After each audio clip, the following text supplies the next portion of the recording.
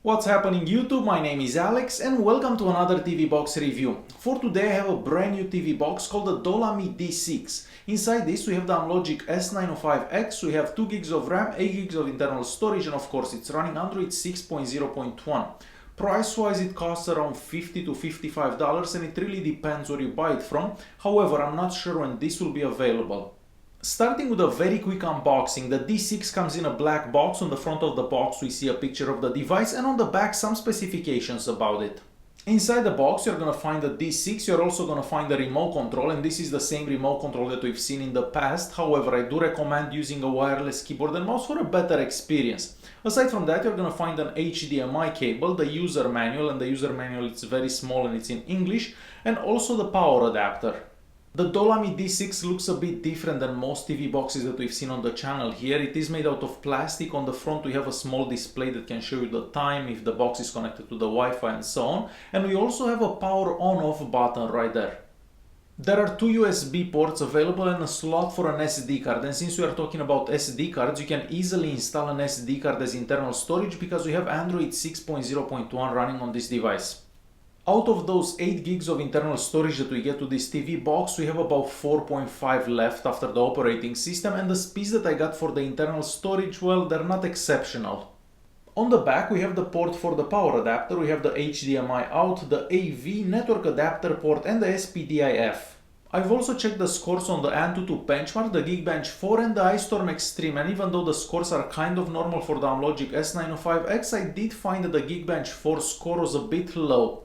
For connectivity, the TV box has Bluetooth and Wi-Fi, but we only have access to the 2.4 GHz Wi-Fi networks, and the speeds that I got over the 2.4 GHz Wi-Fi networks are appropriate but nothing out of the ordinary. Again, the speeds through a wired connection are much better.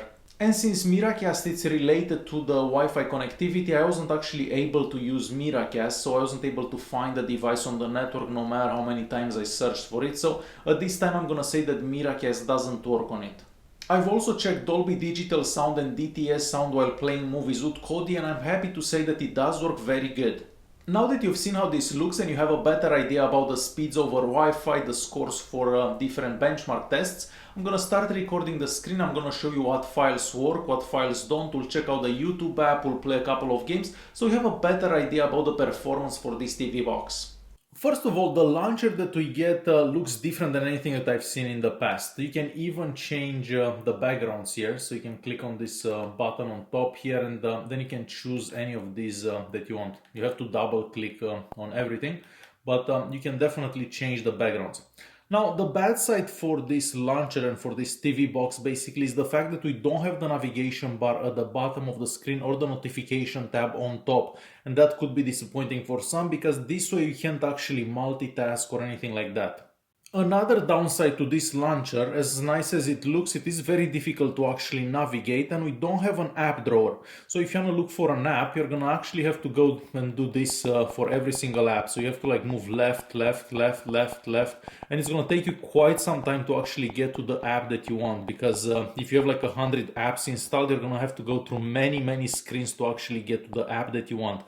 So that's another downside to this launcher. And the first thing I would actually do if I would buy this TV box would be to actually change the launcher with something else from the Google Play Store. For apps that come pre-installed, we do get Kodi 16.1, however it's this one here, and it's not the pure Kodi 16.1, it's actually made by them. But maybe that's a good thing, because this way we get DTS sound and Dolby Digital sound working for Kodi, and a whole bunch of other apps. But again, it's a bit difficult to actually scroll and find all the other apps, because if you install too many, well, it's gonna take you a while. And on top of that, we have this app here that you can actually install add-ons on Kodi. So this could be useful for a lot of people that don't know how to get add-ons and stuff like that. So if you click on all here, all the add-ons available will be installed on Kodi. So this could be useful for some. The settings app looks identical to the settings app that we've seen on many TV boxes in the past. Here at network you can either connect to the Wi-Fi or through a cable, depending what you have at home. A display, you can change the screen resolution, and keep in mind that this will be different depending on what TV you have connected to the TV box.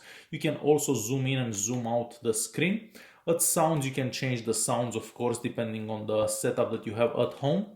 So you can choose one of these, and for now I'm using the HDMI output for sounds.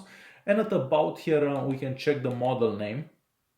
So it's the D6 right here. The latest security patch is coming from August 1st, 2016, and it's running Android 6.0.1. And moving back to the settings app here, let me just go back to the settings app. I was going to show the languages available. So like most TV boxes, we do have a whole bunch of languages available, and hopefully you can see the one that you are interested in.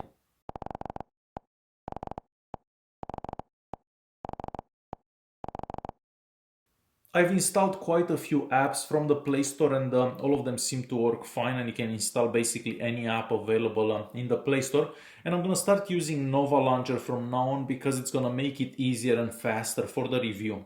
For those of you that are wondering, we do have root access from the factory, and I'm gonna open the Digital Rights Management Information app. So let's just find it. So it is much easier with Nova Launcher, and this is the information that we get here. So of course we are not gonna be able to watch Netflix in HD.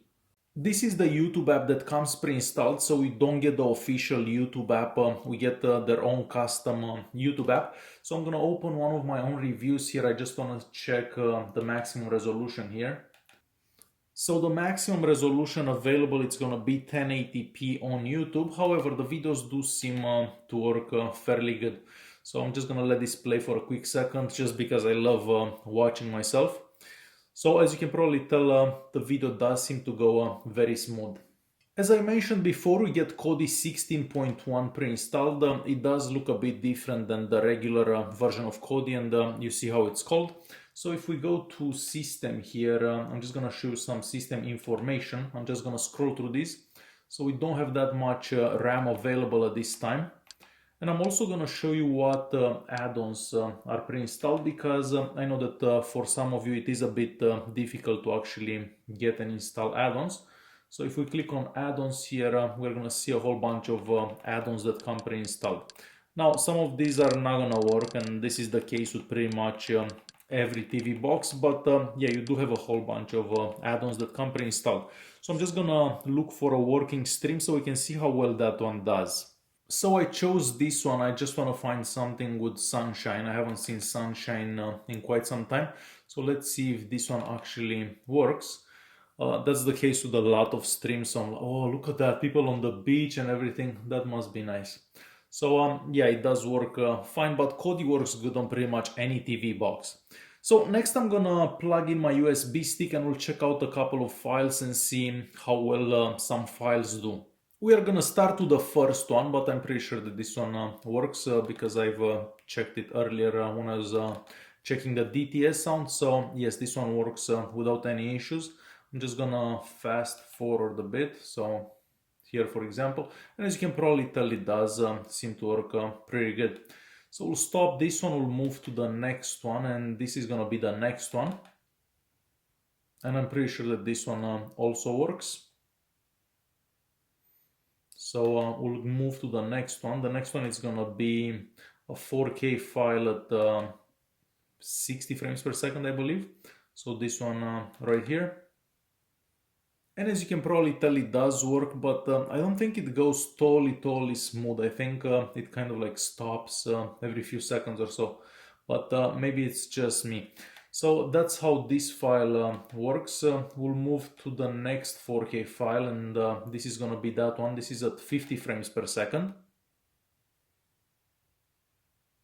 And this one seems to do okay as well.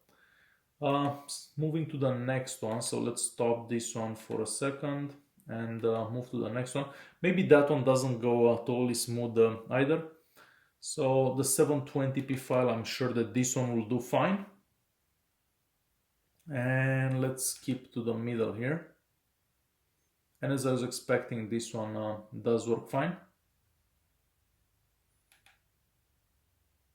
Moving to this file here. Oh, this is the strangest movie once again. So let's skip all the way to the end here. And this one does seem to work pretty good.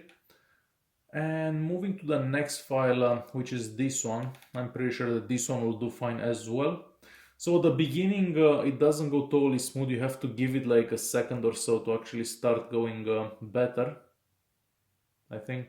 No. It just doesn't go, okay, now it's actually going good, but you have to give the video a few seconds for it to actually start working better. So this one, we've seen that it works. Let's try moving to the next one. This is another 4K file filmed with my phone.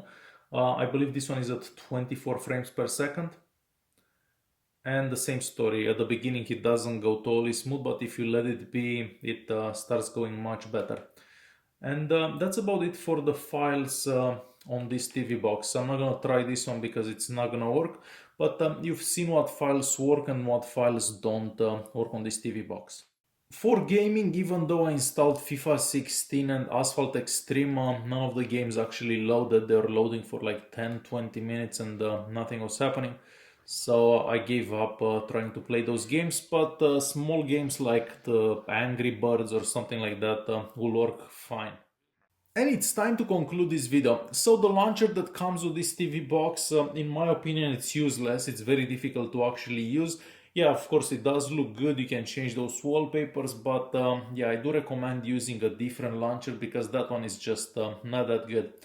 We don't have the navigation bar, and the box seems rather slow for pretty much every single task that I've done compared to other TV boxes with Amlogic S905x. So if you're looking for another cheaper alternative, I do recommend the Beelink Mini MXIII II or the Mini M8S, and you can find those reviews in the video's description. Alright guys, hopefully you enjoyed this video. If you did like it, press that like button. Don't forget to subscribe, and I'll see you in the next one. Thanks for watching.